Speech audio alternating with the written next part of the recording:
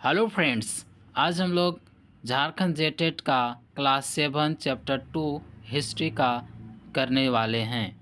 आज हम लोग पढ़ेंगे इसका पूरी शॉर्ट नोट्स यानी पूरी हर एक पॉइंट को यहाँ हम लोग बात करेंगे। जो भी क्वेश्चंस आएंगे इससे बाहर नहीं आएंगे, सारे को निचोड़ हम लोग स्टडी कर रहे हैं। आइए चैप्टर 2 में क्या पढ़ना है। चैप्टर 2 में देखते हैं फ्रेंड्स। चैप्टर 2 में पढ़ना है हम लोगों को। देखिए, नए राजा और उनके राज्य के बारे में हम लोग को स्टडी करना है। तो फ्रेंड्स, नए राजवंशों का उदय, ठीक है, नए राजवंशों का उदय हम लोग स्पीड चलेंगे और इसका MCQ भी करेंगे। तो आइए स्टार्ट करते हैं, यहाँ से शुरू करते हैं। फ्रेंड्स, यहाँ पे देखिए, सातवीं जो है ना, 7वीं शताब्दी के बाद कई राजवंशों का उदय हुआ। उपमहाद्वीप के विभिन्न भागों में बड़े भूस्वामी और योद्धा सरदार अस्तित्व में आ चुके थे। नेक्स्ट पॉइंट है कि अधिक सत्ता और संपदा हासिल करने पर जो है सामंत अपने आप महासामंत और मंडलेश्वर जो मंडलेश्वर की याद रखना है, यानी पूरे मंडल का महान स्वामी, ठीक है, स्वामी इत्यादि घोषित कर देते थे। आगे चलते हैं, आगे पॉइंट आइए। नेक्स्ट पॉइंट में देखेंगे कि 8वीं सदी के प्रारंभ में जो दक्कन में जो राष्ट्रकूट चालुक्यों के अधीन थे। राष्ट्रकूट जो है चालुक्यों के अधीन थे। 8वीं सदी के मध्य में एक राजकूट प्रधान, याद रखना है, प्रधान दंती दुर्ग ने अपने चालुक्य स्वामी को परास्त कर राजकूट राजवंश स्थापित किया। याद रखना है, वेरी इंपॉर्टेंट ये पॉइंट है। नेक्स्ट देखिए, नेक्स्ट पॉइंट है यहाँ जो है हिरण्य गर्भ अनुष्ठान, जो इसको याद रखना है, ठीक है, हिरण्य गर्भ जो है, इसका मतलब, अनुष्ठान का मतलब होता है सोने का गर्भ। यह अनुष्ठान ब्राह्मणों की सहायता से संपन्न कराया गया। अनुष्ठान जिससे याजक जन्म से क्षत्रिय ना होते भी क्षत्रिय के रूप में दोबारा क्षत्रियत्व प्राप्त कर लेता था। नेक्स्ट पॉइंट आइए। नेक्स्ट पॉइंट कहता है कि कदम मायूर, ठीक है, मायूर शर्मन और गुर्जार प्रतिहार हरिश्चंद्र जो है, हरिश्चंद्र ब्राह्मण थे। ये कह रहे हैं कि जो कदम है, ठीक है, कदम मायूर शर्मन और गुर्जार प्रतिहार हरिश्चंद्र ब्राह्मण थे, जिन्होंने अपने परंपरागत पेशे को छोड़कर शास्त्र को अपना लिया और क्रमशः, अगर देखा गया, कर्नाटक और राजस्थान में अपने राज्य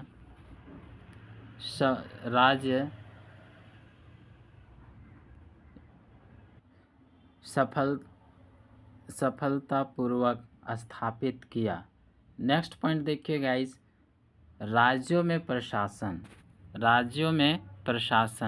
तो देखिए, राज्यों में प्रशासन, नए राज्यों ने महाराजा धीरज किसको कहते हैं? तो बोलते हैं राजाओं के राजा को महाराजा धीरज कहा जाता है। जिसमें क्या है, त्रि त्रिभुवन चक्रवर्ती, जैसे हम कहते हैं तीन भुवनों के स्वामी, और इसी तरह की अन्य उपाधियां धारण की। नेक्स्ट पॉइंट है सामंतों, किसानों, व्यापारी तथा ब्राह्मणों के संगठनों की सत्ता में साझेदारी होती थी। चलिए नेक्स्ट पॉइंट की ओर चलते हैं। नेक्स्ट पॉइंट है किसानों, पशुपालकों, कारीगरों तथा व्यापारियों से लगन के रूप में राजस्व की वसूली की जाती थी। इन सभी से, कारीगरों से तथा व्यापारियों से लगान के रूप में राजस्व जिसको राजस्व की वसूली की जाती थी। नोट है गाइस, याद रखना है, तमिलनाडु के जो चोल राजवंशों के अभिलेख जो है 400 से ज़्यादा करों की चर्चा करते हैं, मतलब चर्चा की गई, चर्चा करते हैं, जिसमें वेटी, जबरन कर और कदमाई जो भू राजस्व का प्रमुख था।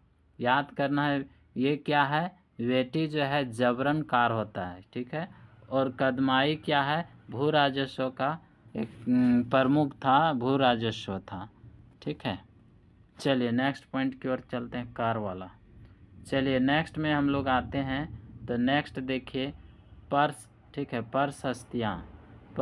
प्रशस्तियाँ और भूमि अनुदान।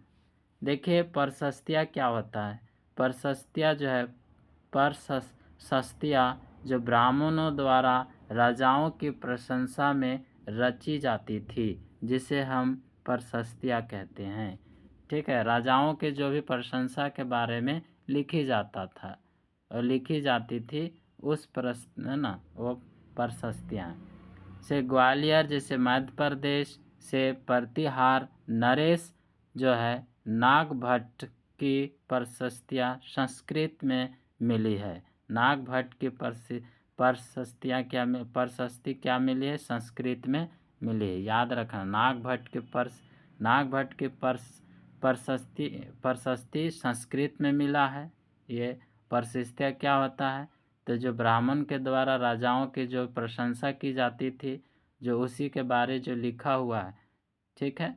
चलिए नेक्स्ट पॉइंट है यहाँ राजा प्रायः, ठीक है, प्रायः ब्राह्मणों को भूमि अनुदान से पुरस्कृत करते थे।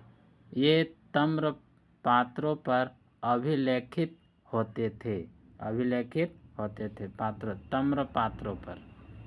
12वीं, ठीक है, 12वीं शताब्दी में कल्हन याद रखना है, कल्हन के द्वारा संस्कृत काव्य ठीक है, राजत रागनी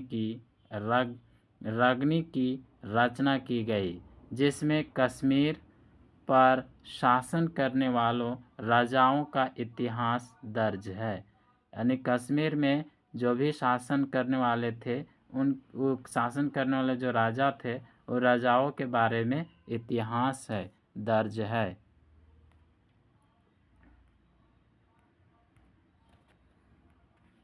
चलिए नेक्स्ट की ओर चलते हैं।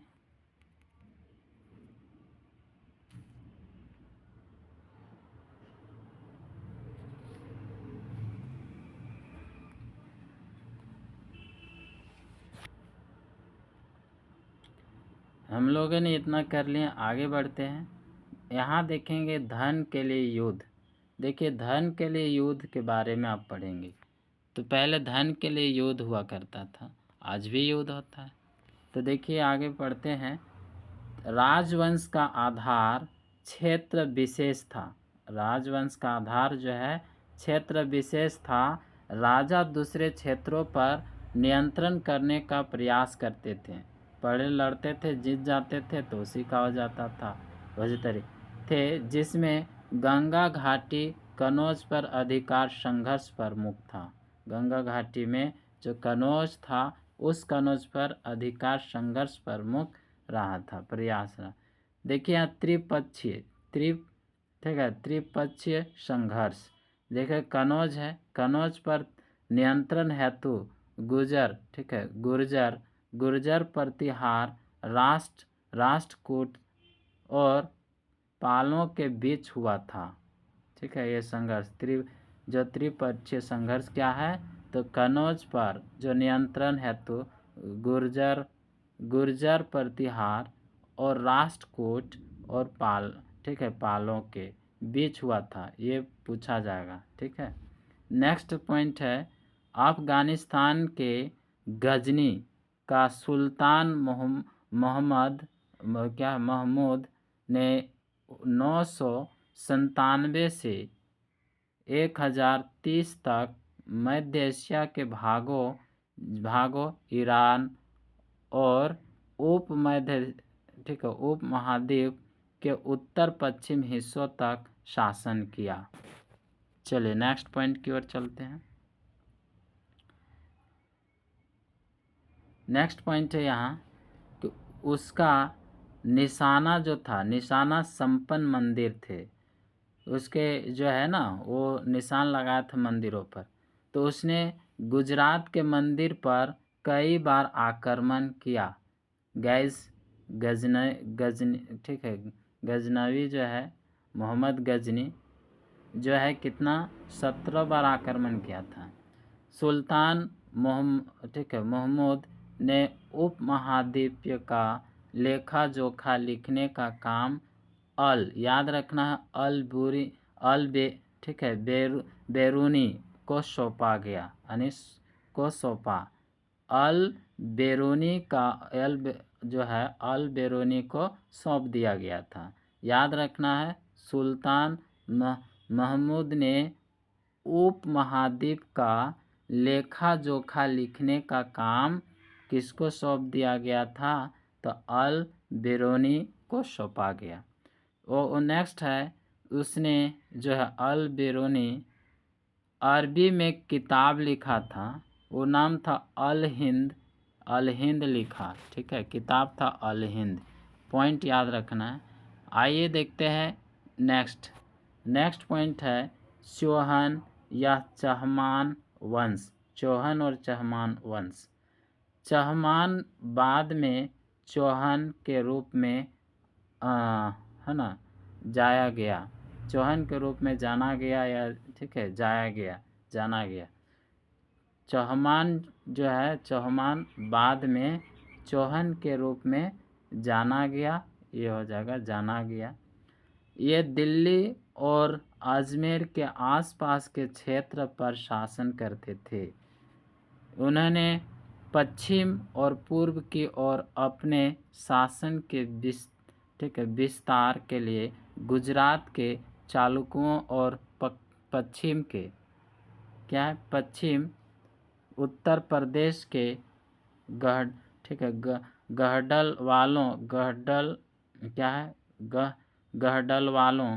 डहलवालों से टक्कर लेनी पड़ी। डहलवालों से टक्कर लेनी पड़ी। चहमानों का सबसे प्रसिद्ध शासन जो हुआ करता था पृथ्वीराज तृतीय, उसी को पृथ्वीराज चौहान, पृथ्वीराज तृतीय का जो है 1168 to 1192 था। चलिए नेक्स्ट क्वेश्चन नेक्स्ट पॉइंट आते हैं। नेक्स्ट पॉइंट है जिसने सुल्तान मोहम्मद गोरी नामक अफगान शासक को 1191 में हराया। बोलता है सुल्तान मोहम्मद गोरी नामक अफगान शासक थे, उस शासक को 1191 में हराया। फिर दूसरे बार लड़ाई हुआ, तो जिसमें से दूसरी बार में जो है 1913 है ना, बोलते हैं 13 का ये, तो इसमें 1192 में उसके हाथों में भी हार गया। पहला युद्ध में ये जीता, दूसरा में हार गया। उसके बाद हारने के बाद चोल राजवंश यानी उरैयर से यूरेयर से तंजा, ठीक है, तंजावुर तक फैला है। यानी ये चोल वंश का जो था, चोल राजवंश। चलिए चोल राजवंश के बारे में आप पढ़ेंगे। तो देखिए यहाँ कावेरी डेल्टा में मुत्रियार नाम, ठीक है, नाम से प्रसिद्ध एक छोटे से मुखिया परिवार की सत्ता थी। वे कांचीपुरम के पालव राजाओं के, ठीक है, मातहत थे। आगे पॉइंट है यहाँ, उरेयर के चोल वंशीय प्राचीन मुखिया परिवार के याद रखना है विजय, ठीक है, विजयलाय ने 9वीं सदी के मध्य मुटियारों को हराकर इस डेल्टा पर कब्जा, ठीक है, कब्जा जमाया, यानी कब्जा किया। तो याद रखना है ये विजया है ना, विजयलाय जो है इसको याद रखना। ये क्या है, उरेयर के चोल वंशीय प्राचीन मुखिया परिवार के जो है विजयलय ने परिवार के विजय, ठीक है, विजयलय। नेक्स्ट पॉइंट है यहाँ, उसने वहाँ तंजौर शहर और यह भी याद रखना है निशुम्भ सुधिनी देवी का मंदिर बनाया गया, यानी बनवाया। चलिए नेक्स्ट पॉइंट की ओर चलते हैं। नेक्स्ट पॉइंट है, ठीक है, विजयलय के उत्तराधिकारियों ने दक्षिण और उत्तर के पांड्यान और पालों को जीता। नेक्स्ट है राजराज प्रथम जो है 1985 ईस्वी में राजा बना, यानी राजराज प्रथम जो है ये 985 ईस्वी में राजा बना। और ये क्या है, इस सबसे शक्तिशाली चोल शासक का जो है माना जाता है। प्रथम जो है राजेंद्र प्रथम जो राजराज का पुत्र है, ने गंगा घाटी, श्रीलंका और दक्षिणी पूर्वी एशिया के देशों पर हमला किया और वह इन अभियानों के लिए उसने एक जल सेना बनाई। चलिए नेक्स्ट पॉइंट की ओर चलते हैं। अब चोल कालीन चल रहा है, तो चोल कालीन में देखिए भव्य मंदिर और कांस्य मूर्ति कला। देखिए राजराज और राजेंद्र प्रथम कौन है, इसका बेटा है, राजराज का बेटा राजेंद्र प्रथम ने तंजावुर ठीक है गंगईकोंड चोलपुरम में बड़े अनेक मंदिर बनाए, बहुत सारे मंदिर इन बाप बेटा ने बनाया। मंदिर सिर्फ पूजा आराधना के ही केंद्र ही थे, वे आर्थिक, सामाजिक और सांस्कृतिक जीवन के केंद्र भी थे। चलिए नेक्स्ट पॉइंट के चलेंगे। नेक्स्ट है मंदिर के आसपास ठीक है पुरोहित, मालाकार और बावर्ची मेहतर, संगीतकार, नर्तक इत्यादि की बस्तियां भी थी, यानी बस्ती भी था। मंदिर देखिए मंदिर शिल्प केंद्रों के रूप में उभरे, और वो मंदिर जो है शिल्प केंद्र के रूप में उभरे आया। उत्कृष्ट कांस्य प्रतिमाएं चोल काल की विशेषताएं थी। यहाँ है ज़्यादातर जो प्रतिमाएं देवी देवताओं और कुछ भक्तों का भी थी। यहाँ पे आपको कथन में आ जाएगा, ठीक है, तो उस समय ध्यान रखना है। चलिए आप चोल वंश के काल में या चोल काल में कृषि कैसा था और कृषि और सिंचाई के बारे में पढ़ते हैं। तो कावेरी नदी बंगाल की खाड़ी में मिलने से पहले कई शाखाओं में बढ़ जाती, जो जल निक्षेपण द्वारा उपजाऊ भूमि को सींचती है, और इन शाखाओं पर तटबंध कर, जो तटीय इलाका बंद है ना, बंद बनाकर नहरों में नहरों द्वारा सिंचाई की जाती है। नेक्स्ट पॉइंट की ओर चलते हैं। नेक्स्ट पॉइंट है कुएं और सरोवर भी सिंचाई के प्रमुख साधन थे। वहाँ पूछ दे देगा कुएं और सरोवर तालाब इस तरीके दे देगा और बोलेगा इसमें से कौन सही है। चलिए नेक्स्ट है तमिलनाडु के आसपास कृषि काफ़ी विकसित थी। अब बोलेगा राजस्थान के आसपास कृषि काफ़ी विकसित थी। अब पूछेगा तमिलनाडु के आसपास कृषि काफ़ी विकसित थी। इन तीनों दे देगा और बोलेगा इनमें से कौन सही है। तो इस तरीके से क्वेश्चन बनेंगे। चलिए नेक्स्ट है, नेक्स्ट पॉइंट की ओर आते हैं। चोल साम्राज्य का प्रशासन। अब चोल साम्राज्य है उसका प्रशासन के बारे में पढ़ेंगे। तो फ्रेंड्स याद रखना है ऊर जो है ऊर किसानों की बस्ती को कहते हैं ऊर। नाडु जो है गांवों को समूह को कहते हैं नाडु। फ्रेंड्स इम्पोर्टेंट है ये शब्द आ जाएगा। नेक्स्ट है ग्राम परिषद और नाडु न्याय।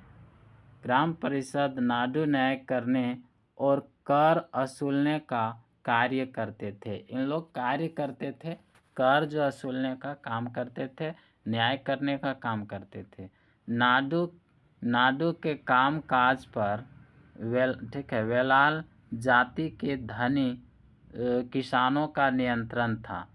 ठीक है, वेलाल के जो जाति होते हैं उन धनिक किसान होते थे, उस किसान के नियंत्रण उसके अधीन था। चलिए नेक्स्ट पॉइंट है धनी भूस्वामियों को समान के स्वरूप उपाधियां और महत्वपूर्ण राजकीय पद दिए जाते थे। जैसे क्या क्या दिए जाते थे, जैसे यहाँ देखिए, जैसे मुवेंद वेलन एक सेकेंड गाइज क्या है, हाँ वेलन। ठीक है, मुवेंद वेलन मुवेंद वेलन क्या है, 3 राजाओं को अपनी सेवाएं प्रदान करने वाला वेलन या किसान। देखिए नेक्स्ट है कि आर्यन क्या है, आर्यर प्रधान। जैसे नागरम जो है आर्यर क्या होते हैं, प्रधान। और नागरम क्या है, व्यापारियों का संघ है जो शहरों में प्रशासनिक कार्य संपादित करते थे। नेक्स्ट है तमिलनाडु के चंगलापुट जिले के उत्तर मेरू से प्राप्त अभिलेख ब्राह्मणों के सभा के संगठन के प्रारूप का वर्णन करते हैं। नेक्स्ट है यहाँ सभा में कई समितियाँ होती थी जिनके दायित्वों में संचाई के कामकाज है ना, कामकाज बगीचों और मंदिरों इत्यादि की देखरेख प्रमुख थे। ये सब देखरेख करते थे, जो समिति बना हुआ था। चलिए नेक्स्ट पॉइंट की ओर आते हैं। नेक्स्ट पॉइंट है यहाँ कि चोल अभिलेखों में भूमि के प्रकार। ठीक है, भूमि के प्रकार, भूमि के बारे देखते हैं। तो देखिए वेलान, वेलान वगाई जैसे गैर क्या होता था, गैर ब्राह्मण किसान स्वामी की भूमि। नेक्स्ट है ब्राह्मण देय, जो होता था ब्राह्मणों के उपहार में दी गई भूमि को हम लोग बोलते हैं ब्राह्मण देय। और सल भोग, वेरी इंपॉर्टेंट ये सब है।